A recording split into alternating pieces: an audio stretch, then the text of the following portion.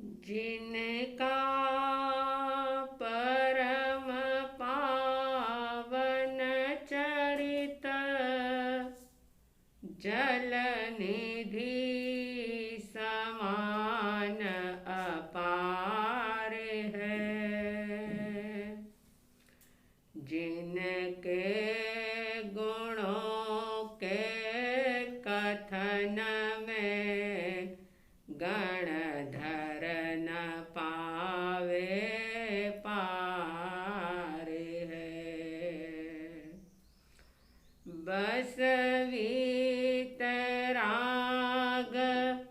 विज्ञान ही जिनके कथन का सार है। उन सर्वदर्शी सन्मति को वंदना शतबार है। उन सर्वदर्शी सन्मति को वंदना शतबार है।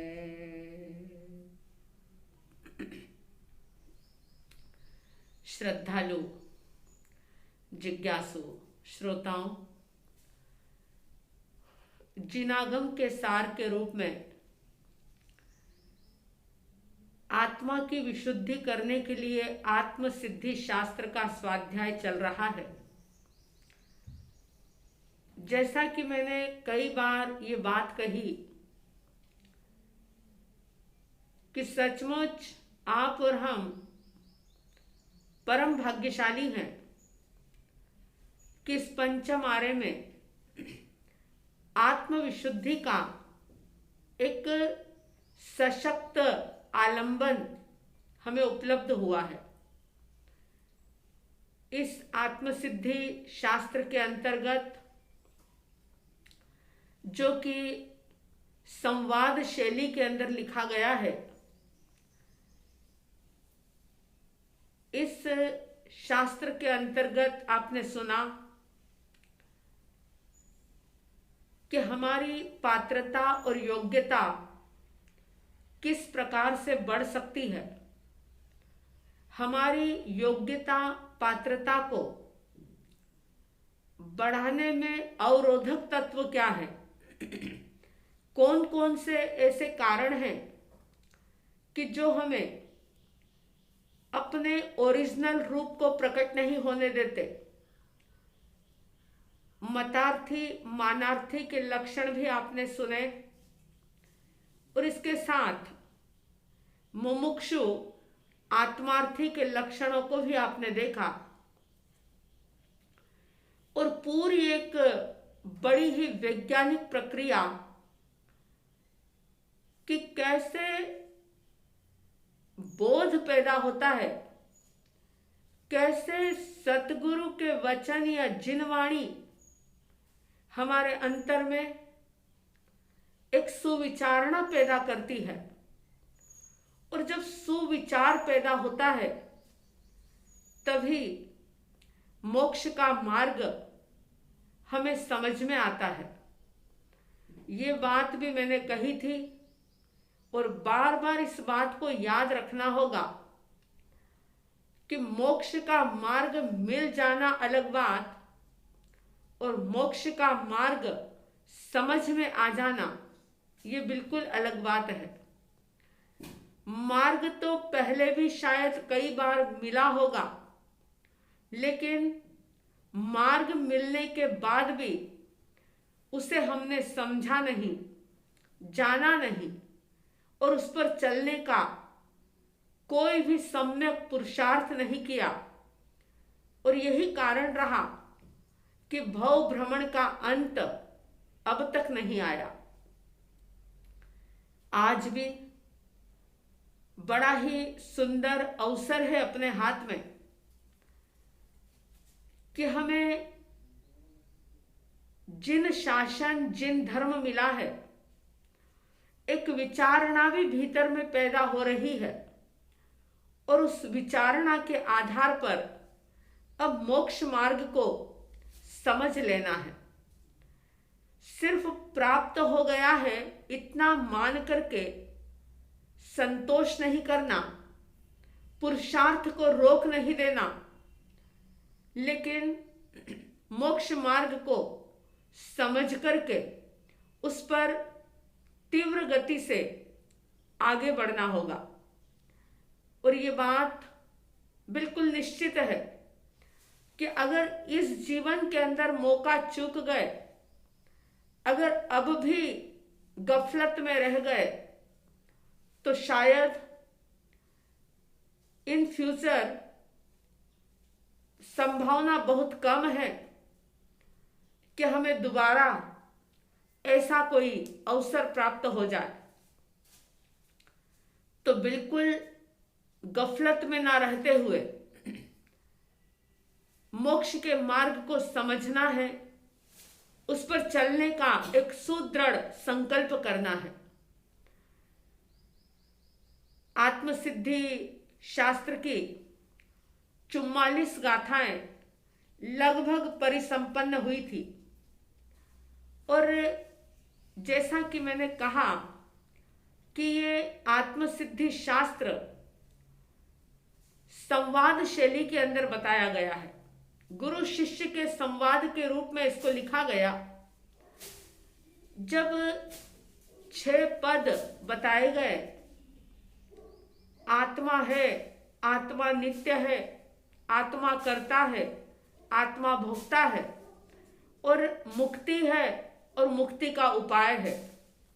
जब ये 6 प्रकार की बातें कही गई तो स्वाभाविक रूप से शिष्य के मन में एक शंका पैदा हुई,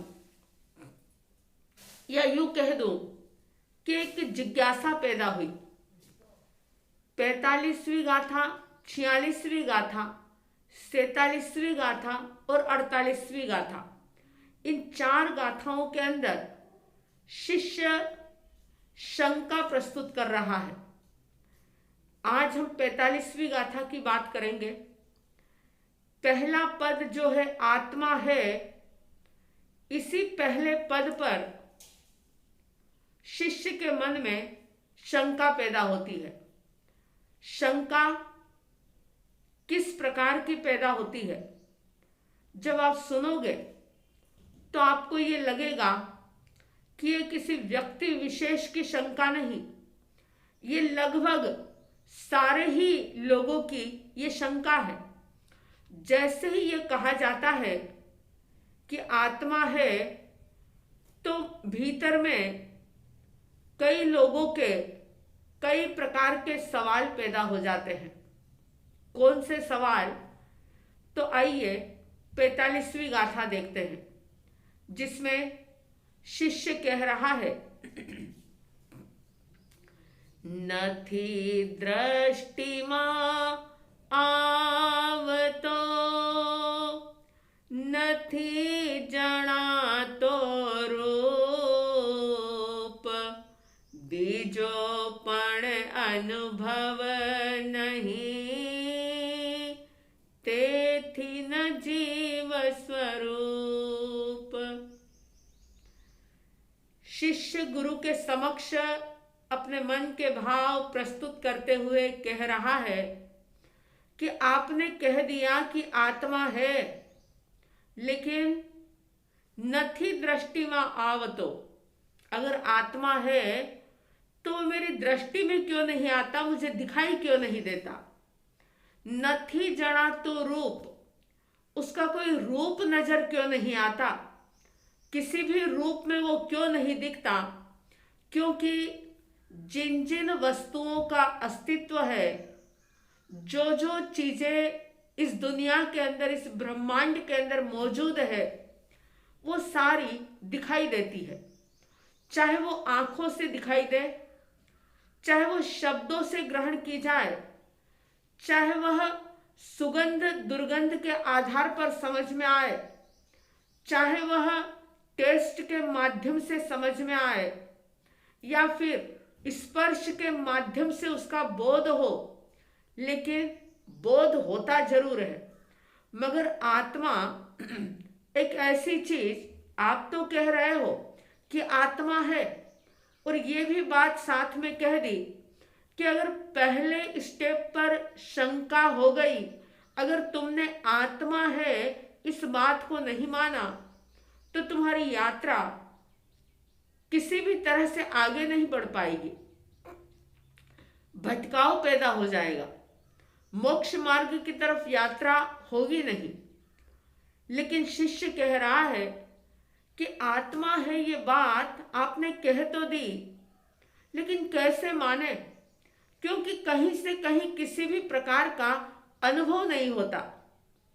इसलिए वो कहता है कि नथी दृष्टि में आवतो नथी जनातो रूप, बीजो पण अनुभव नहीं।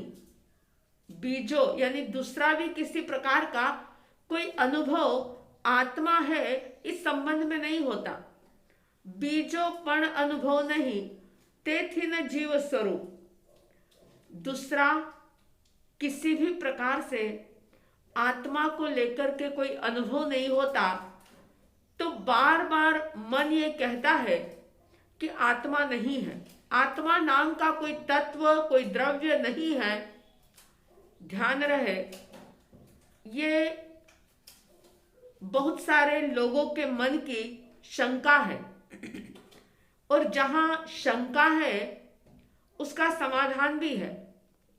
अगर समाधान लेना व्यक्ति चाहे तो शंका से भी ज्ञान प्राप्त हो सकता है, लेकिन अगर वह समाधान लेने के मूड में ही ना हो, तो फिर जिन वाणी कितना भी कुछ कहती हो, लेकिन अगर इंसान अपनी धारणा और मान्यता को एक तरफ ना रखे, तो फिर उसका समाधान हो नहीं सकता।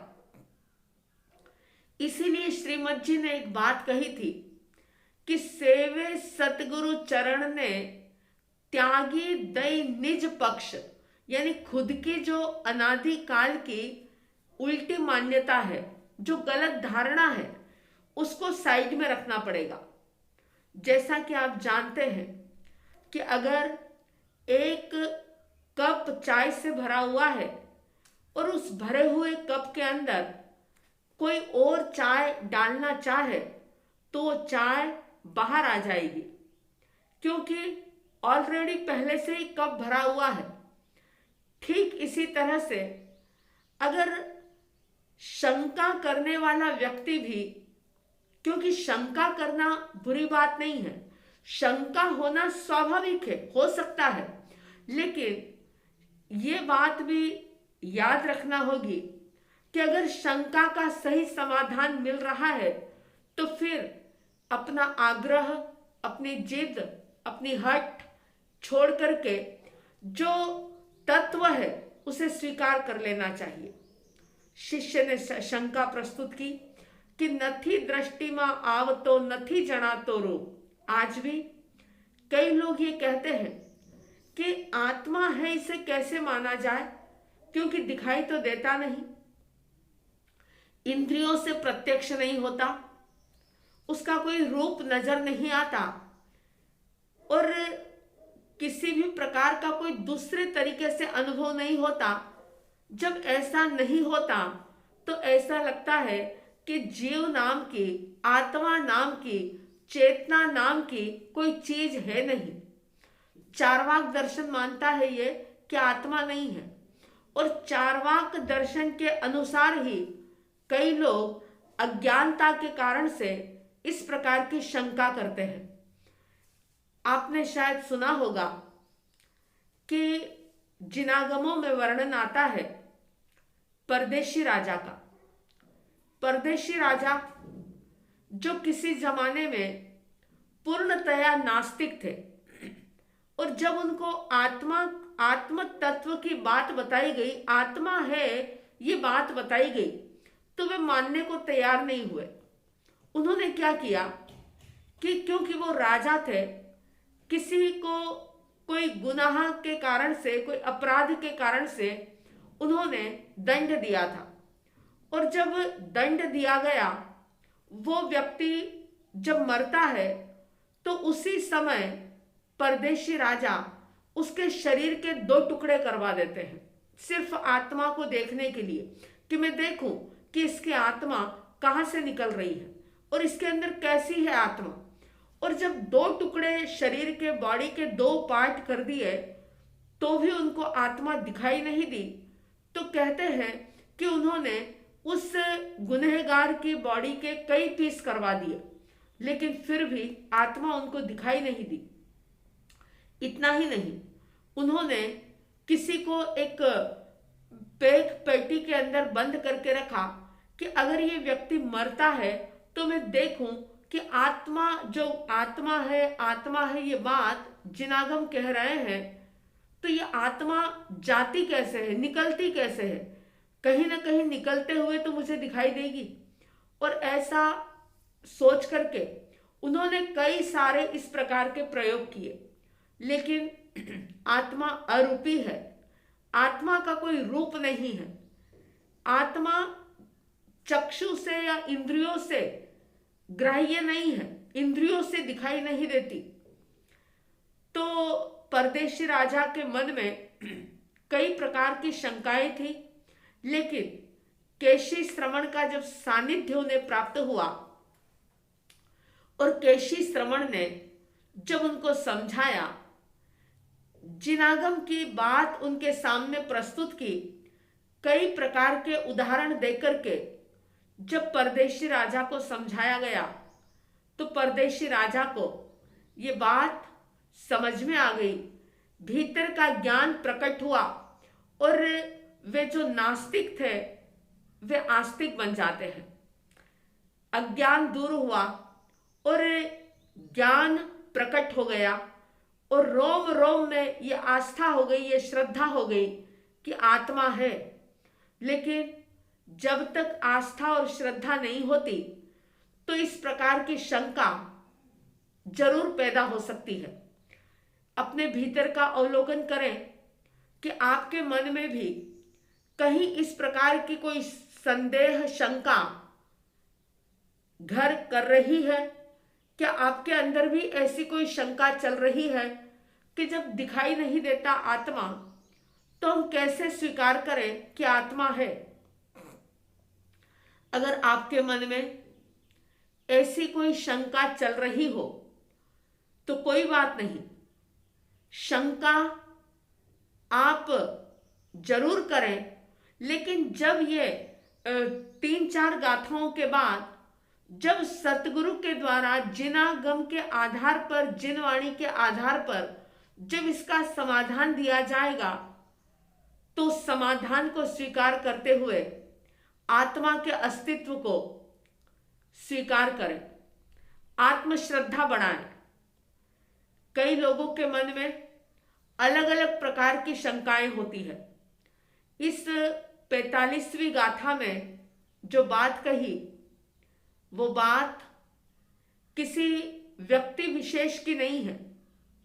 कई सारे लोगों के मन में इस प्रकार की शंका, संदेह, जिज्ञासा हो सकती है। नथी दृष्टिमा आवतो, नथी जणातो रूप, दीजो पण अनुभव नहीं, तेथी न जीव स्वरूप। दृष्टि में नहीं आता, दूसरा कोई अनुभव नहीं होता, उसका रूप दिखाई नहीं देता, इससे ऐसा लगता है कि जीव नाम का, आत्मा नाम का, चेतना नाम का कोई तत्व नहीं है, कोई द्रव्य नहीं है। इस प्रकार से इस 45वीं गाथा में कुछ चार्वाक मत की छाया इसके अंदर दिखाई दे रही है कि नास्तिक और अज्ञानी जीव किस प्रकार का संदेह मन के अंदर पालते हैं, लेकिन जब सतगुरु के द्वारा समाधान मिलता है, तो कैसे उनकी पूरी धारणा, पूरी मान्यता और पूरी सोच जो है वो किस प्रकार से बदल जाती है। तो आप भी अपने अंतर का अवलोकन करें। अगर ऐसी कोई शंका आपके मन में भी चल रही है तो उसे अवश्य दूर करने की कोशिश करेंगे। अभी और आगे की 3 गाथाओं में और अन्य प्रकार की शंकाएं प्रस्तुत की जाएगी, जिसको सुनकर के आपको ऐसा लग सकता है कि हाँ, ये और किसी की बात नहीं, ये तो मेरे अपने मन की बात है, ये तो मेरे अपने भीतर की बात है, ये तो मेरी ही अपनी शंका है, ऐसा आपको लग सकता है। तो पहला तत्व आत्मा है। इस बात को सुनकर के कौन कौन से विचार, कौन कौन सी शंका और कौन कौन सी जिज्ञासा पैदा हो सकती है, ये 4 गाथाओं के अंतर्गत बताया जाएगा, जिसमें से आज 45वीं गाथा संपन्न होती है। सबके अंदर में आत्मा है, ये भाव निरंतर बढ़े, आत्मा के प्रति श्रद्धा जागे, आस्था जागे, आत्मविचारणा जागे और आत्मविचारणा के द्वारा अपने अनादि काल के संचित कर्मों की निर्जरा आप कर सकें, ऐसी साध्वी द्वय की तरफ से हार्दिक हार्दिक शुभ मंगल भावनाओं के साथ जय प्रभु महावीर, जय गुरु आनंद।